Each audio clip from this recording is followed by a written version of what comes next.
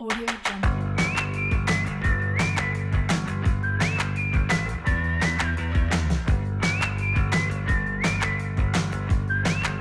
Audio Jungle. Audio Jungle.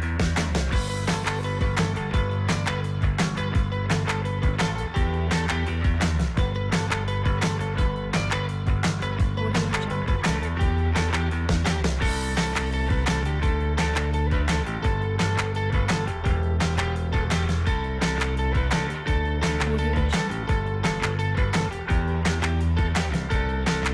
Ayo teman-teman, kita kuliah di IAIN Ponorogo.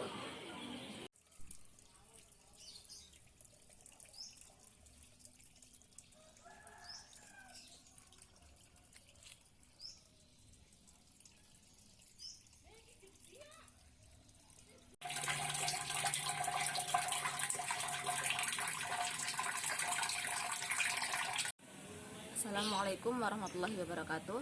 Hamdan wa syukran lillah, salatan wa salaman ala rasulillah, amma ba'du. Teman-teman sekalian dimanapun anda berada, semoga kita semua dalam lindungan Allah Subhanahu Wa Taala dan kita diberkahi umurnya di setiap sisa umur yang kita miliki. Dan tidak lupa kita ucapkan selawat serta salam, semoga tetap kita limpahkan kepada junjungan kita Nabi besar Muhammad Shallallahu Alaihi Wasallam, dan semoga nanti kita bisa mendapatkan syafaatnya di yaumul kiamah. Amin. Teman-teman sekalian, seperti yang kita ketahui, Indonesia ini merupakan negara yang maju, yang artinya kita memiliki berbagai suku bangsa, ras, bahasa, adat, dan agama yang berbeda-beda. Nah, di sini pastinya akan timbul berbagai konflik karena perbedaan tersebut, dan yang sering timbul konflik tersebut yaitu antara perbedaan agama.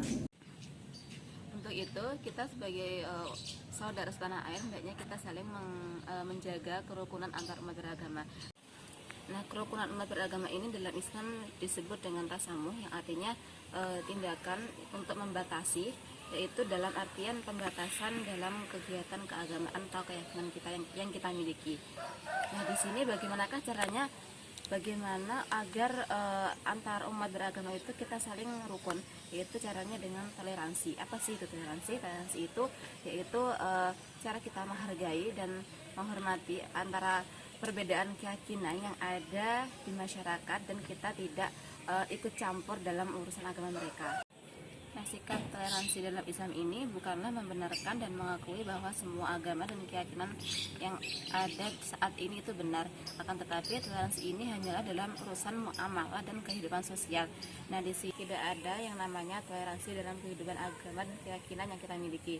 Dan Islam sendiri menjunjung tinggi agar kita itu bersikap toleransi terhadap agama lain, supaya kita bisa menghargai agama mereka, dan tetapi tidak mencampuri urusan agama atau apapun yang berhubungan dengan agama yang mereka lakukan. Dan ajaran Islam sendiri mengungkapkan untuk kita hidup damai, rukun, sejahtera antara sama masyarakat yang berbeda. Dan dalam Al-Quran sendiri disebutkan dalam surat Al-Hujurat ayat 13 yang berbunyi, Bismillahirrahmanirrahim. Ya ayuhan nasu inna khalaqnakum min dzakarin wa untha wa ja'alnakum syu'uban wa qabaila lita'arafu inna akramakum indallahi atqakum innallaha alimun khabir. Yang artinya, hai manusia, sesungguhnya kami menciptakan kamu dari seorang laki-laki dan seorang perempuan, dan kami menciptakan kamu berbangsa-bangsa dan bersuku-suku agar kamu saling mengenal. Dan sesungguhnya orang yang paling mulia di antara kamu adalah orang yang bertakwa di antara kamu. Sesungguhnya Allah Maha mengetahui dan lagi Maha mengenal. Islam sendiri mewajibkan pemeluknya untuk membangun batas yang tegas dalam hal akidah dan kepercayaan, dan sambil menjaga prinsip penghargaan atas keberadaan para pemeluk agama lain, dan menjaga hak mereka sebagai pribadi dan anggota masyarakat. Dan Allah sendiri berfirman dalam surat Al-Kafirun yang berbunyi, Bismillahirrahmanirrahim. Qul ya ayyuhal kafirun la a'budu ma ta'budun wa la antum 'abiduna ma a'budu wa la ana 'abidum ma 'abadtum wa la antum 'abiduna ma a'budu lakum dinukum waliyadin. Yang artinya, katakan kepada orang-orang kafir, aku tidak pernah menjadi penyembah apa yang kamu sembah, dan kamu bukan penyembah Tuhan yang aku sembah, dan aku tidak pernah menjadi penyembah apa yang kamu sembah, dan kamu tidak pernah menjadi penyembah apa yang aku sembah. Untukmu agamamu dan untukku agamaku. Dan di sini tidak ada paksaan dalam beragama. Jadi di sini dalam toleransi itu kita harus membatasi untuk agama kita sendiri, kita beribadah secara agama kita sendiri, dan kita membiarkan mereka untuk beribadah secara agama mereka sendiri. Islam sendiri menyebutkan dalam Al-Quran la ikraha fiddin, dan tidak adanya paksaan dalam beragama, karena dalam beragama di sini kita menggunakan hati nurani dan jiwa kita.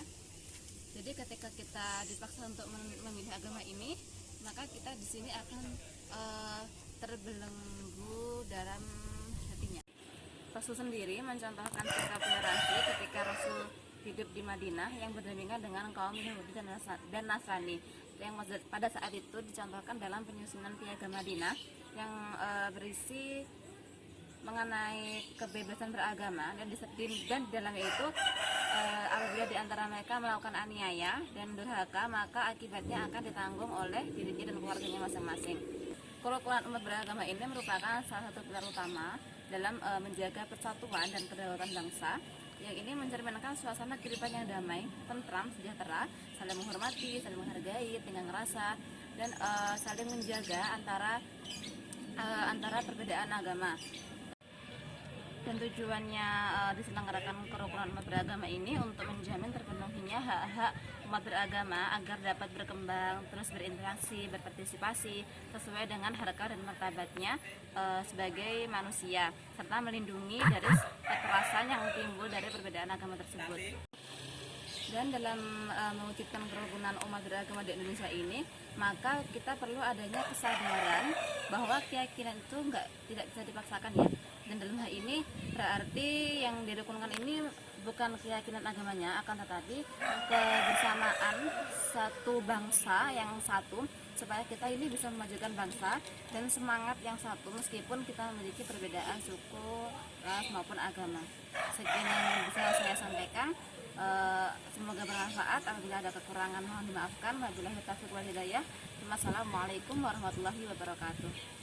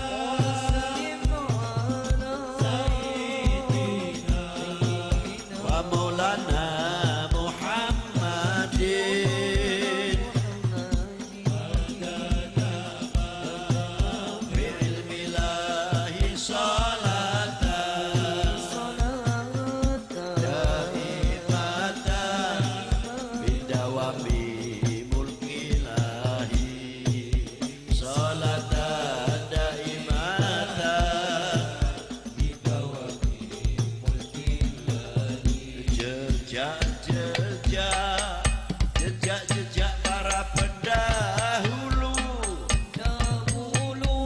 sejarah saksi kehidupannya, jejak